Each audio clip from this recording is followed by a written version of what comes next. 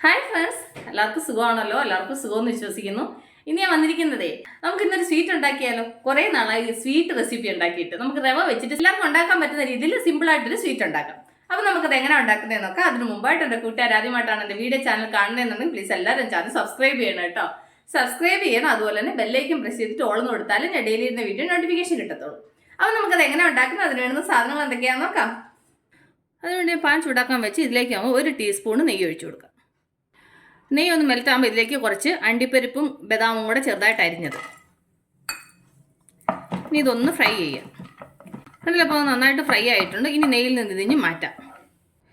എന്നിട്ട് ആ നെയ്യിലേക്ക് തന്നെ ഇനി 1/2 സ്പൂണ് നെയ്യും കൂടെ ഒഴിച്ചു കൊടുക്കാം. എന്നിട്ട് ഇതിലേക്ക് 1/2 കപ്പ് റവ. ഇനി റവ നന്നായിട്ടൊന്ന് ഫ്രൈ ചെയ്യണം. കണ്ടില്ല, അപ്പോൾ റവ നന്നായിട്ട് ഫ്രൈ ആയിട്ടുണ്ട്. ഇനി നമുക്ക് സ്റ്റൗ ഒന്ന് ലോ ഫ്ലെയിമിൽ വെക്കാം. അത് കഴിഞ്ഞ് ഞാൻ 2 റോബസ്റ്റ പഴം എടുത്തു. ഇച്ചിരി കൂടെ ഒന്ന് പഴുത്തതായിരുന്നെങ്കിൽ ഇനി നല്ലതായിരുന്നു കേട്ടോ. ഇച്ചിരി കൂടെ പഴുക്കണമായിരുന്നു. ഇത് ഇച്ചിരി എന്നാലും കുഴപ്പമില്ല. ഇച്ചിരി കൂടെ പഴുത്തിയാണെങ്കിൽ ഇനി നല്ലതാണ്, നന്നായിട്ട് സ്മാഷ് ആവും. എന്നിട്ട് നമ്മൾ സ്മാഷ് ചെയ്ത പഴം നമ്മൾ ഫ്രൈ ചെയ്തുകൊണ്ടിരുന്ന റവയിലേക്ക് ഇട്ട് കൊടുക്കുക. എന്നിട്ട് ഒരു 5 മിനിറ്റ് ഈ പഴവും ഈ റവയും കൂടെ നന്നായിട്ട് മിക്സ് ആവണം. അതുപോലെ നന്നായിട്ട് ഒരു 5 മിനിറ്റ് ഫ്രൈ ചെയ്യുക. ഇതിൻ്റെ കൂടെ തന്നെ ഒരു 1/2 കപ്പ് പഞ്ചസാരയും കൂടെ ചേർത്ത് കൊടുക്കുക. മധുരമൊക്കെ നിങ്ങളുടെ ആവശ്യത്തിന് ചേർക്കണം കേട്ടോ. നമുക്ക് നന്നായിട്ടൊന്ന് മിക്സ് ചെയ്യുക. ആ പഴത്തിൻ്റെ വെള്ളമയമൊക്കെ പോയിട്ട് ഒന്ന് ഡ്രൈ ആവണം. അപ്പോൾ പഴമൊക്കെ ഫ്രൈ ആയതിൻ്റെ നല്ല മണം വരുന്നുണ്ട്. ഇനി നമുക്ക് ഇതിലേക്ക് 1 കപ്പ് പാല് ചേർത്ത് കൊടുക്കാം. എന്നിട്ടത് നന്നായിട്ട് മിക്സ് ചെയ്യുക.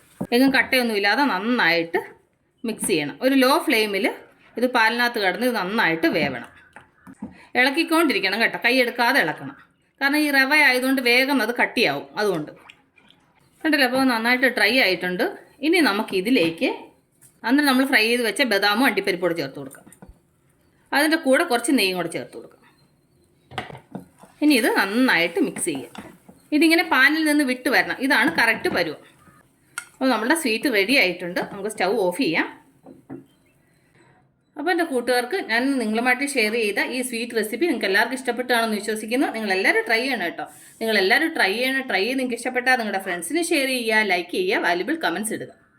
അപ്പോൾ നാളെ നമ്മൾ രുചികരമായ പുതിയ വീഡിയോയും പുതിയ റെസിപ്പിയുമായിട്ട് നാളെ നമ്മൾ വീണ്ടും കാണും വരെ ടേക്ക് കെയർ. ബൈ.